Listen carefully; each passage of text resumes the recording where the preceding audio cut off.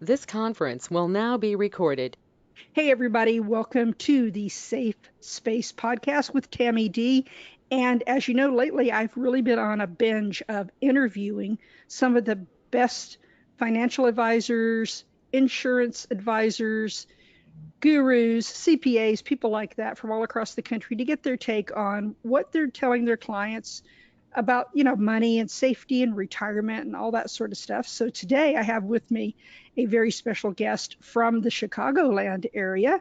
So those of you out in the Midwest, give a big holler. I have Brian-Swerdlow with me today. Brian has been in the financial services industry for many years. He has a wide background, a lot of different experiences in life and in business that have informed him and have helped him grow his presence as a financial advisor. And he's all about the client, which is always my big thing. Brian, when I have somebody on, I want somebody that's really got the client in mind. One of the best people I ever had on told me that their philosophy is that they won't, even if they think the product is great for the client, they won't push a product or service unless they know that that client is comfortable with it. So I want to have Brian on to talk about who he is, how he got into this business, this kind of insane business right now, uh, and what he's looking forward to in the future. And so, welcome to Safe Space Podcast, Brian. Thank you, Tammy. Happy to be here. So so tell us a little bit about who you are and your story, because I think everyone who gets into financial services gets in for a different reason. There's just a lot of really great stories out there about people who were thinking about becoming doctors or lawyers or tour guides, and then they changed directions in midstream and they went into financial services. So what's your story? Well, I actually first, This conference will now be recorded. Sorry about that. That was a little trigger button, so go ahead. I first entered the financial industry over 30 years ago. I went to the Chicago Mercantile Exchange and I was trading options on foreign currencies. After doing that for several years, I decided to go to the retail side. I went up to Merrill Lynch in downtown Chicago. Did that for a little bit. I was a financial consultant for them. Then I left the industry entirely and started a business, a high-tech PR firm. Grew that and then sold out in the beginning of 2000 when the tech bubble crashed. And then I decided to get back into the financial world, and I created my own company. We specialize in lifetime income planning. I like to do the overall retirement plan for my clients based on what their required income is, and making sure that we guarantee that baseline income that they need to survive and be comfortable. And then if we're going to take any risk, it'll be with the funds above and beyond that. So you're like helping people that are in the maybe 5 or 6 years out from retirement and maybe early into retirement. Those are the people that you kind of focus on. Primarily, that's correct. Yeah. So you talk to a lot of these people, and the ones I'm really concerned about, the ones that are still working and they were thinking they were going to retire in like 3 or 4 years. What kind of concerns are they discussing with you right now? What's troubling them? Well, the number one concern probably is outliving their money. They don't want to, nobody wants to outlive their money, right? And now with all the volatility that we're seeing in the market due to inflation and the interest rates and the war in Ukraine, people are getting a little shaky. And there is a lot of volatility there. That's why when we sit down and we go over a full comprehensive income plan, and again, to circle back to what I said before, let's make sure that we cover the base needs first. And then if we need to or want to take some risk above and beyond that, we can.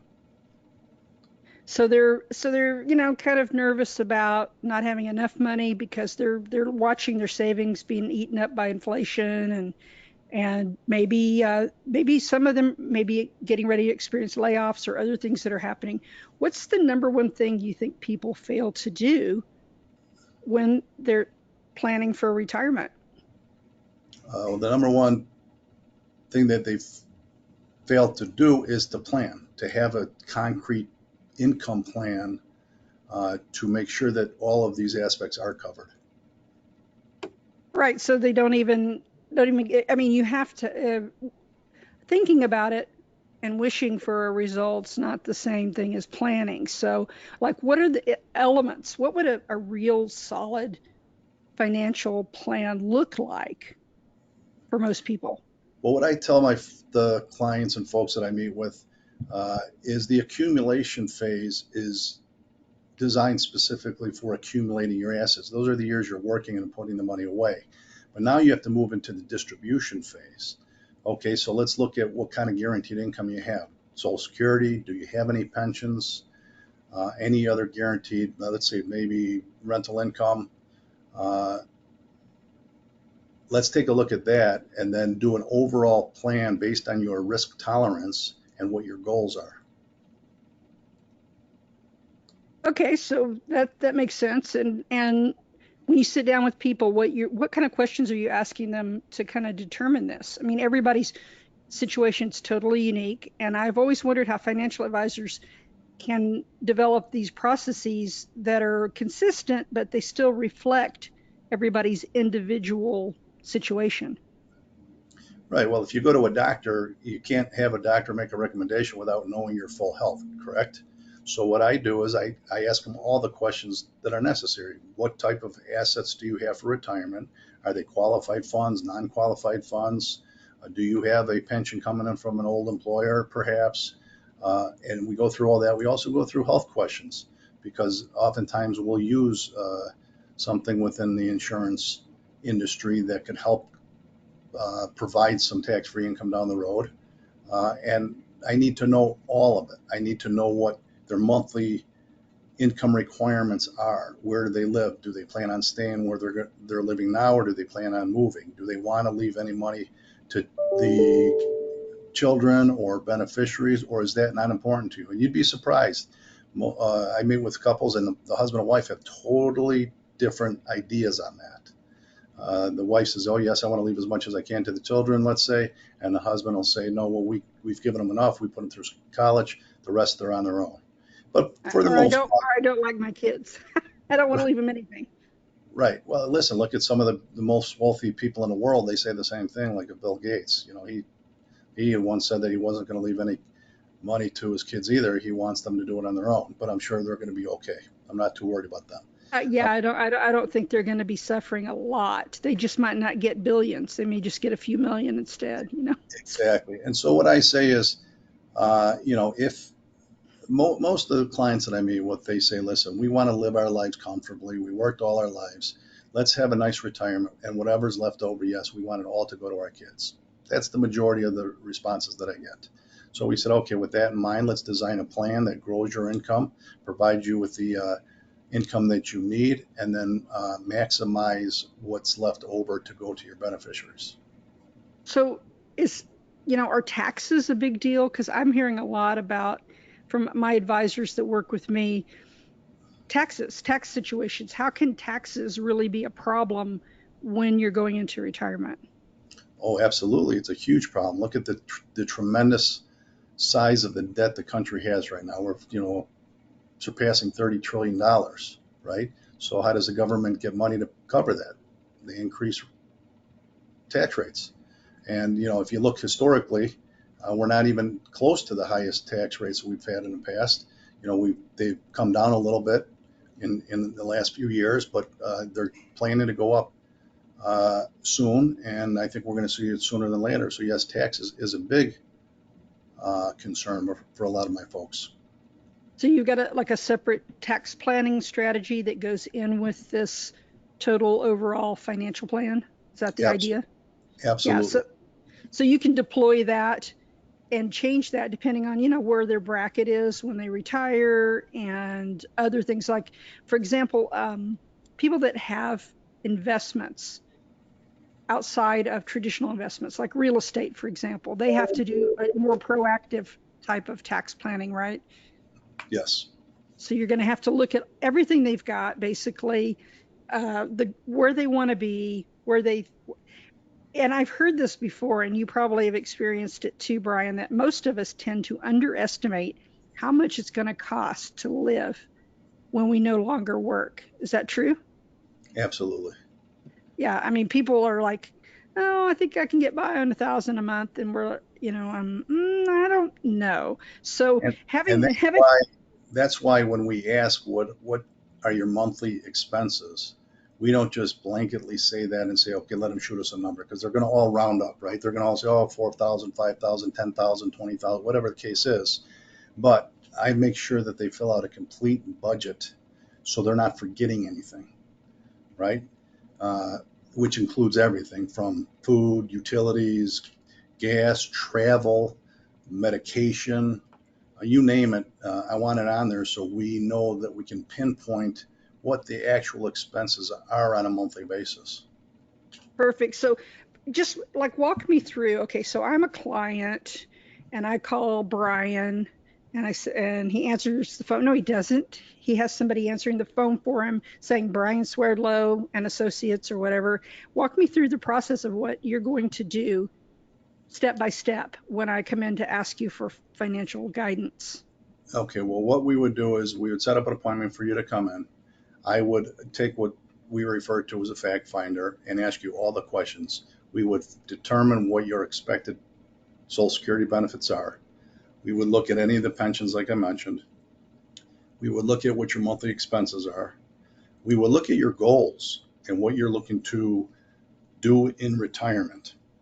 And then I would take down all the information. Again, all the assets, qualified, non-qualified, any inheritance that you're expecting. We will then ask health questions to see if perhaps, if you're underinsured. And then we go to work and put together a full comprehensive plan that meets your goals. So, do you think that, I mean, it's been said that 70% of Americans are not well planned for retirement, if at all, right? And I think that's probably a very, very accurate, statistic.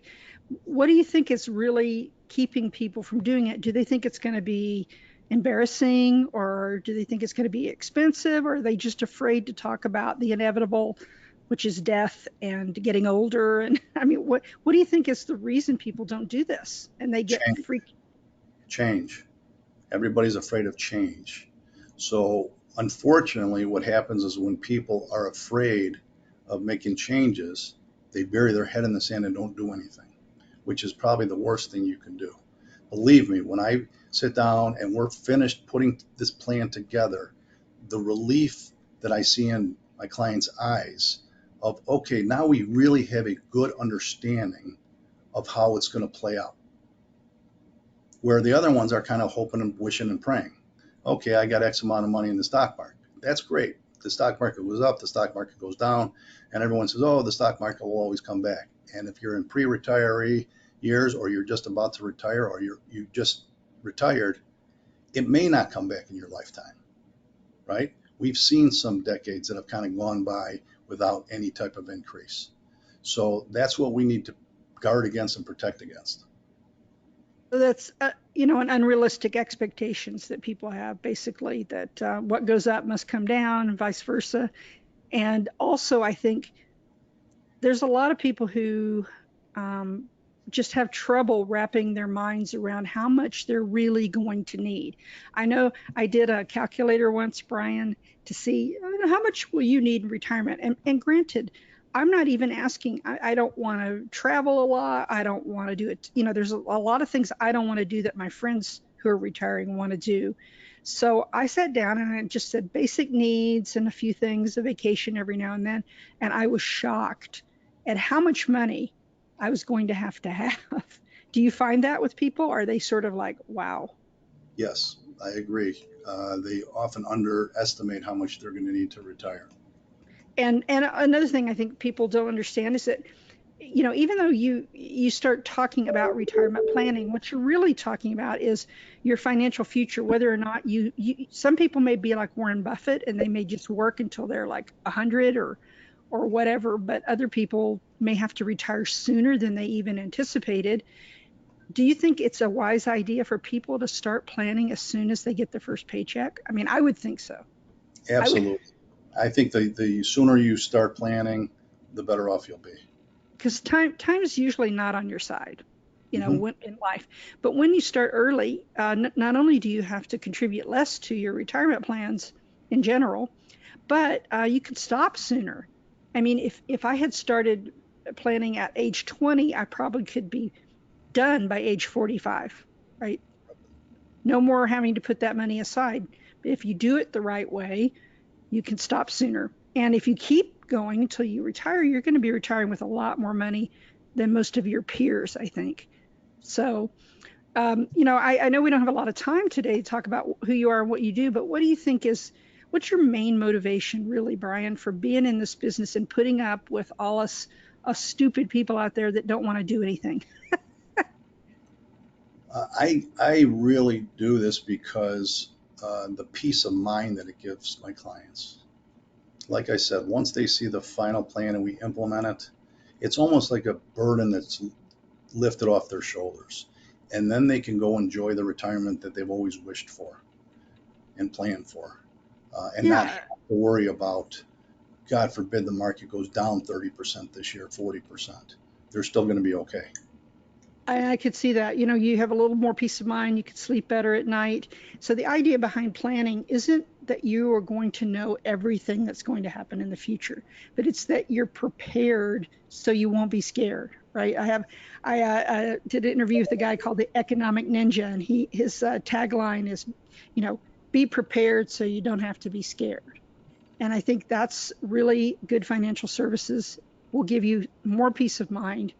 And again, I'm talking with Brian Swerdlow. Brian, how do people who want to start this process? I mean, where do you work, first of all? Where's your geographic My office is in area? Schaumburg, Illinois. We're in the northwest suburb of the Chicagoland area. So can you do virtual, or can you do the whole state of Illinois, or what kind of, what's your ideal demographic for working with you directly? Well, I'm licensed in almost all the states, so we can work nationwide. And yes, we can do virtual webinars or Zoom calls, what have you. Okay, so how do people get in touch with you, and what should they go to your website? My Do you have website is, I'll give you my website. It's www.anchoradv.com. So it's ANCHORFINADV.com. Stands for Anchor Financial Advisors. And my main number is 847-604-0090. Yeah, we're going to have all that in the show notes as well. So Okay. just look down below where this video is. And, Brian's one of the good guys. He's one of the advisors that I send my friends in the Midwest to if it's been a long time since I've been to Chicagoland. So I'm going to have to go out and visit Brian pretty soon. But I want to thank him for being here and for talking a little bit about what he does as a retirement and income advisor and helping people prepare for the day when you no longer get a paycheck, which comes faster than you think. Time really goes by fast, and I want to thank, our time here has already gone by really fast. Do you have anything to add, Brian, about people who are on the fence maybe about starting this process? Well, the first thing I would say is just give me a call. We'll talk about it. There's no cost to talk to me, to get an idea of what you're looking to do, and then we can go from there. Well, perfect. Well, thanks a lot to Brian Swerdlow. And again, look in the show notes. You will find all his contact information and anything else of articles and things like that we can add there. And I'm going to turn off the recording now, Brian. You could stay on for just a second. Thank you, Tammy. I appreciate it, and it's always nice talking with you. You too. Thanks. Bye-bye.